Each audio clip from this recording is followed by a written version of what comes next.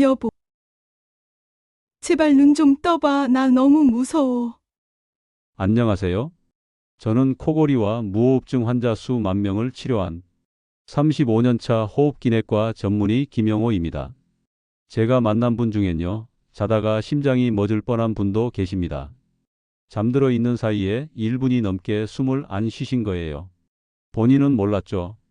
같이 자던 배우자가 깜짝 놀라 깨웠으니까요. 밤마다 코를 고시는 분들 꼭 끝까지 들으셔야 합니다. 코 고는 게 단순히 시끄러운 게 아닙니다. 자다가 숨이 멎는 무서운 신호일 수 있습니다.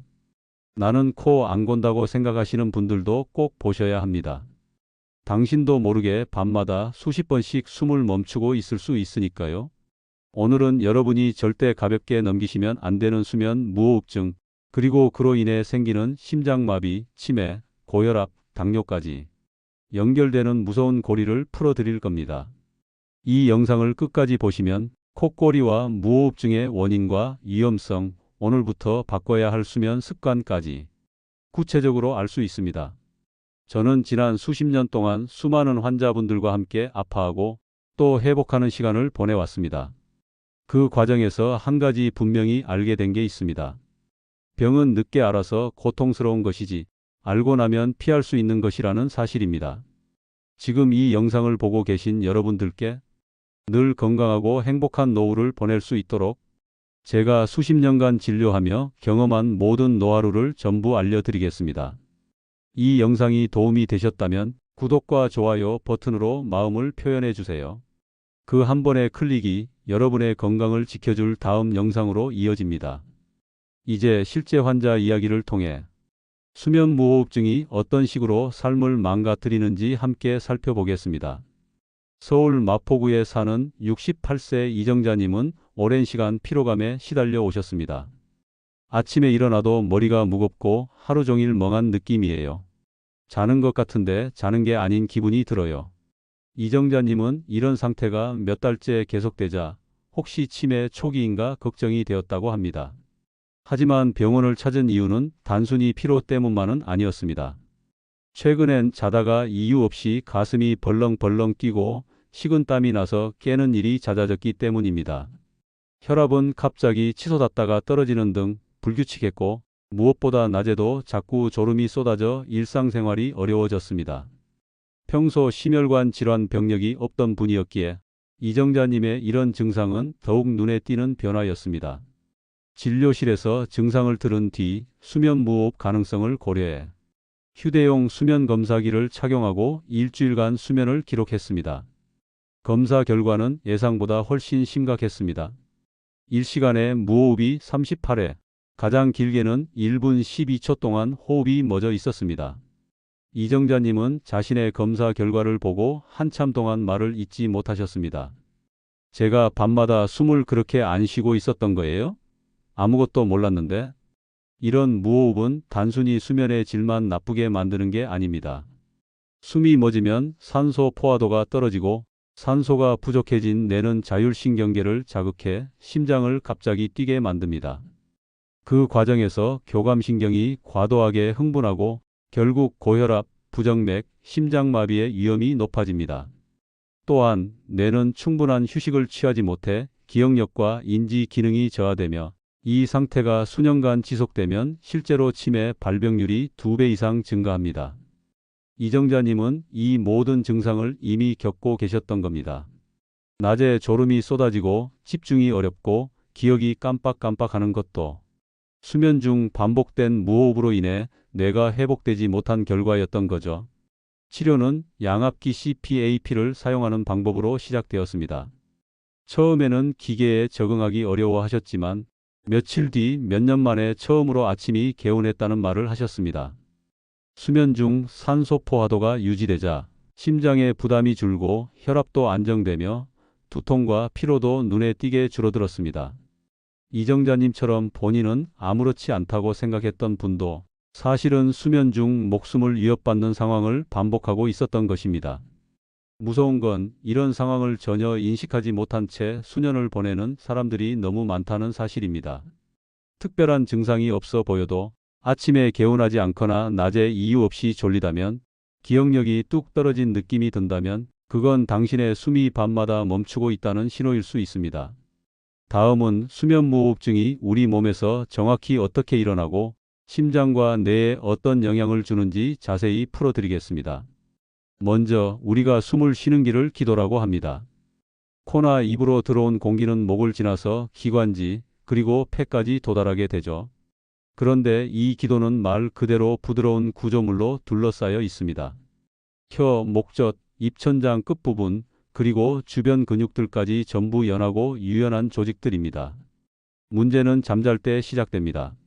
우리가 깊이 잠들면 몸의 근육은 자연스럽게 이완되죠. 목 안쪽 근육들도 마찬가지입니다. 힘이 빠지면 그 부드러운 조직들이 아래로 처지면서 공기가 지나가는 길을 좁히거나 심하면 일시적으로 막아버리게 됩니다. 이게 바로 수면 중 무호흡입니다. 숨을 쉬고 싶은데 공기가 폐로 들어가지 않으니 몸 안의 산소는 급격히 떨어지기 시작합니다. 이때 뇌는 곧바로 반응합니다. 산소가 부족하다는 신호를 받고 잠든 상태에서 긴급히 심장을 자극해 박동을 빠르게 만들고 몸을 억지로 깨우는 반응을 유도합니다. 그런데 본인은 이런 과정을 전혀 자각하지 못합니다. 그저 자고 있는 사이에 이런 미세 각성잠에서 반복적으로 깨는 현상이 1시간에 수십 번씩 일어나고 있는 겁니다. 이런 현상이 반복되면 어떤 문제가 생기냐면요. 첫째로 심장이 밤새 과로를 하게 됩니다. 산소가 부족한 상태에서 박동을 급하게 올리며 몸 전체에 피를 돌리려 애를 쓰게 되죠. 이게 반복되면 고혈압, 부정맥, 심장 근육의 기능 저하까지 심장질환의 위험이 현저히 높아집니다. 둘째로 뇌는 깊은 수면에 들어가지 못합니다. 잠이란 건 깊은 단계로 들어가야 뇌세포가 회복되고 기억을 정리하는 기능이 제대로 작동하는데 이런 각성이 계속되면 뇌는 회복할 틈이 없습니다. 그래서 수면무호흡증이 있는 분들은 기억력 저하, 집중력 장애, 심하면 치매 위험까지 높아지는 겁니다. 셋째, 이런 무호흡이 반복되면 몸 안에서는 스트레스 호르몬이 계속 분비됩니다. 코르티솔, 아드레날린 같은 물질들이 혈압을 높이고 혈당 조절을 방해하고 전신의 염증 상태를 악화시킵니다. 그래서 수면무호흡증은 당뇨, 고혈압, 심혈관 질환과 밀접한 관련이 있습니다. 이런 변화는 천천히 그러나 분명하게 진행됩니다. 문제는 이 모든 과정이 자는 동안 벌어지며 본인은 자각하지 못한다는 점입니다. 잠을 잔 것 같지만 잔 게 아니고 몸은 쉬는 줄 알지만 밤새 비상사태를 반복하고 있는 거죠. 수면무호흡증이 위험한 이유는 바로 여기에 있습니다. 겉으로는 단순히 코를 건다, 아침에 피곤하다 정도지만 속으로는 심장과 뇌, 대사기관까지 차츰차츰 망가지고 있는 겁니다. 이런 이유로 저는 항상 강조드립니다. 단순한 콧고리도 절대 방치해선 안 된다. 그 속에 숨은 수면무호흡증이 있다면 그건 이미 전신질환의 시작일 수 있습니다. 이제 이어서 많은 분들이 무심코 하고 계시는 수면무호흡을 악화시키는 잘못된 생활 습관들에 대해 말씀드리겠습니다. 혹시 지금 여러분도 하고 계신 건 아닌지 꼭 체크해 보셔야 합니다. 수면무호흡증은 단순히 몸 구조의 문제만이 아닙니다. 일상 속에서 무심코 반복하는 몇 가지 습관들이 이 증상을 더 깊고 더 위험하게 만들 수 있습니다. 특히 60대에서 80대 이상 시니어분들께서 오랫동안 몸에 익힌 생활 패턴 속에 이 질환을 악화시키는 요인이 숨어 있는 경우가 많습니다. 제가 진료실에서 자주 보는 경우들을 기준으로 대표적인 4가지를 짚어드릴 거. 첫째, 저녁 늦게까지 식사하거나 야식을 드시는 습관입니다. 나이 들면 입맛이 줄어들면서 식사 시간도 점점 불규칙해지는 경우가 많습니다. 어르신들 중엔 저녁 9시 넘어서야 밥을 넘길 수 있어 하시는 분들 많죠. 그런데 이렇게 늦게 먹고 바로 눕게 되면 위가 팽창하면서 횡격막을 밀어 올리게 되고 그 압력은 목 쪽 기도에까지 영향을 미칩니다. 결국 자는 동안 숨길이 더 쉽게 눌리게 되는 겁니다. 특히 탄수화물이나 기름진 음식은 소화가 더뎌져서 위장이 밤새 일하게 만들고 수면의 질을 떨어뜨릴 뿐 아니라 무호흡의 빈도도 증가시킵니다. 둘째, 술이나 수면제를 자주 복용하시는 습관입니다. 어르신들 중엔 잠 안 올 때는 한 잔씩 마셔야 잠이 와라고 하시는 경우 많습니다.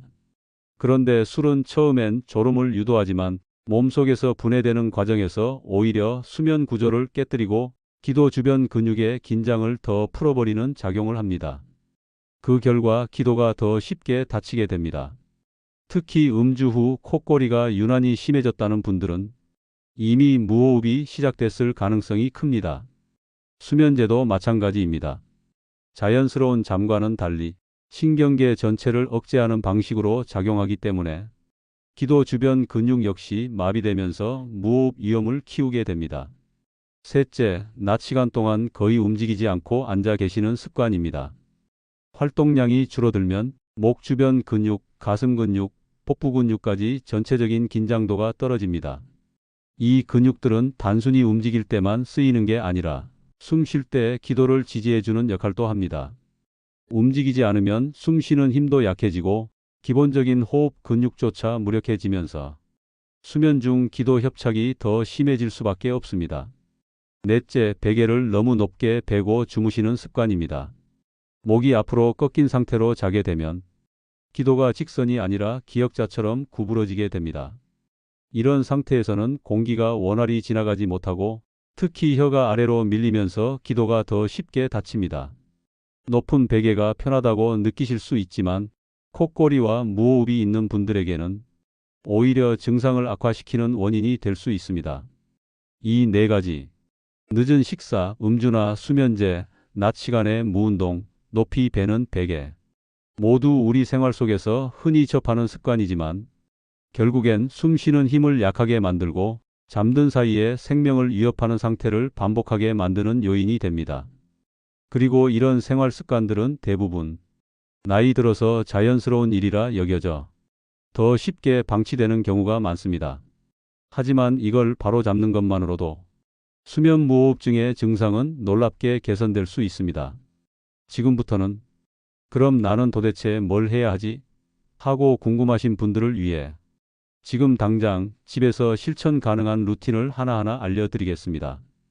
이건 병원에서 약이나 기계를 쓰기 전 생활만으로도 충분히 개선될 수 있는 부분이기 때문에 꼭 해보셨으면 좋겠습니다. 첫 번째, 저녁 식사는 잠자기 최소 3시간 전까지 마치기.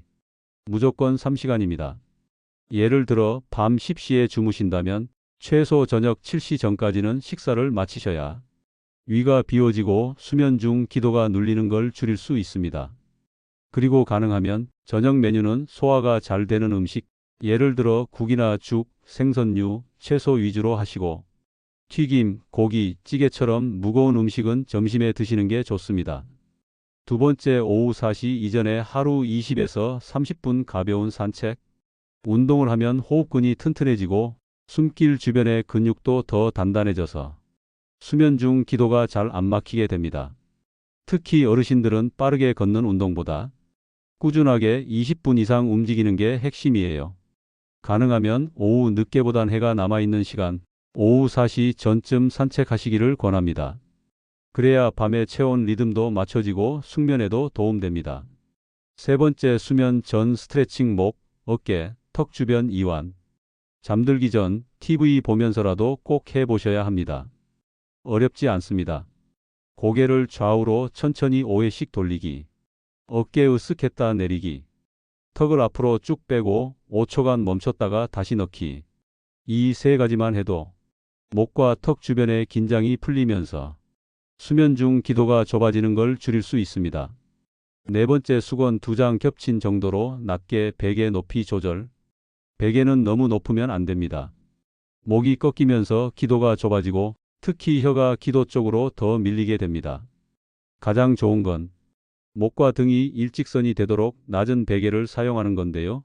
시중에 있는 수면 무호흡 전용 베개까지는 아니어도 수건 2-3장 정도 겹친 높이로 직접 조절해서 본인 몸에 맞는 높이를 찾아보시는 것도 좋은 방법입니다. 다섯 번째, 특히 왼쪽을 아래로 옆으로 자는 습관. 정자세로 바로 누우면 혀와 목젖이 중력 때문에 뒤로 처지면서 기도가 막힐 확률이 높아집니다. 반면 옆으로 자면 기도가 더 넓게 유지됩니다. 특히 왼쪽으로 눕는 자세는 심장과 폐의 부담도 덜 가기 때문에 가장 추천드리는 자세입니다.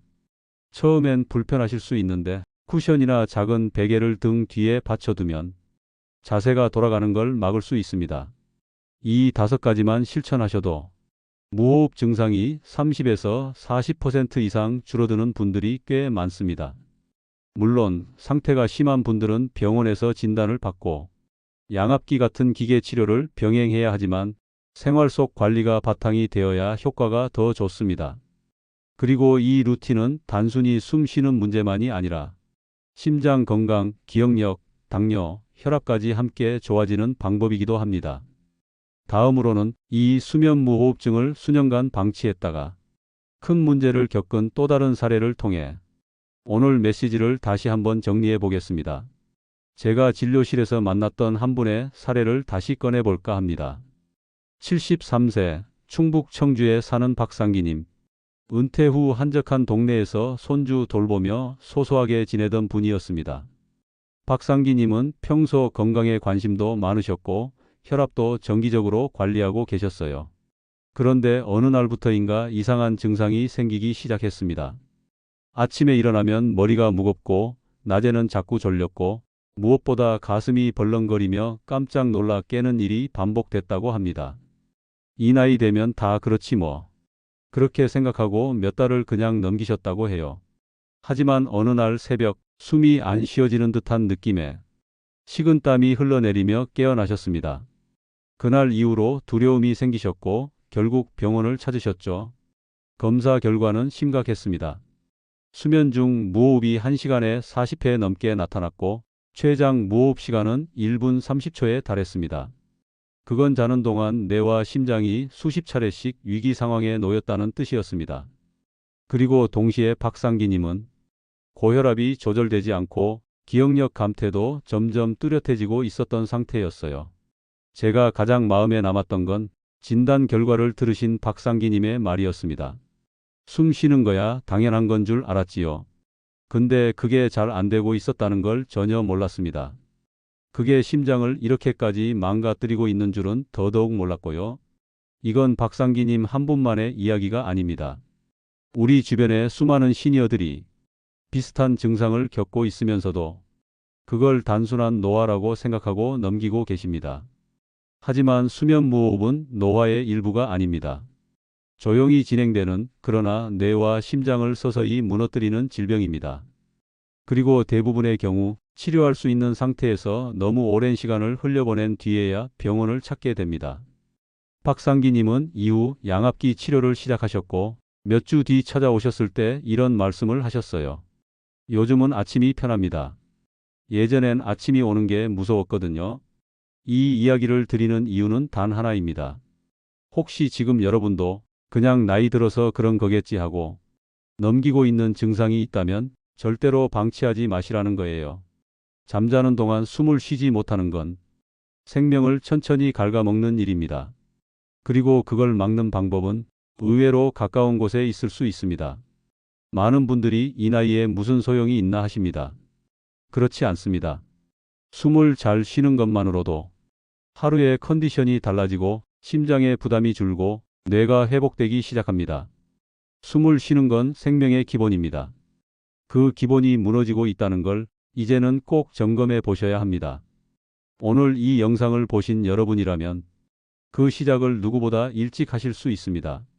지금 바로 오늘부터 늦은 식사 줄이고 가볍게 산책하고 베개 높이 낮추고 잠자기 전 스트레칭 한번 하시고 무엇보다 내 숨길은 잘 열려 있는가? 그 질문을 한 번만 꼭 해보시길 바랍니다. 오늘 이야기 어떠셨나요? 혹시라도 이건 내 이야기인데 우리 남편 얘기 같다. 우리 엄마도 자주 숨 멎는다고 했었지. 하고 떠오른 분이 계시다면 이 영상을 꼭 보내주세요.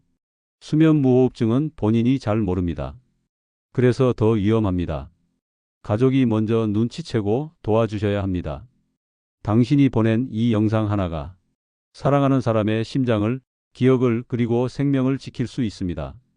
그리고 구독 버튼, 좋아요 버튼 눌러주시면 앞으로도 생활 속 건강 정보, 절대 놓치면 안 되는 시니어 질환 이야기, 전문의 입장에서 꼭 알려드릴 수 있도록 더 정성껏 준비하겠습니다. 이 채널은 여러분이 항상 행복과 건강이 가득하길 기원하는 채널입니다. 함께 해주셔서 감사합니다. 다음 영상에서 다시 뵙겠습니다. 건강하세요.